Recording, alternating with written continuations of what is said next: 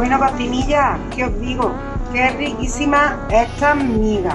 Tenéis que quedaros hasta el final del vídeo, que como siempre lo pondré al pie de este short, para que accedáis a la receta directamente. Hoy ha tocado miga de pan con torreznos, una receta que es de nuestras abuelas y no debe de perderse. Comparte y dale al like.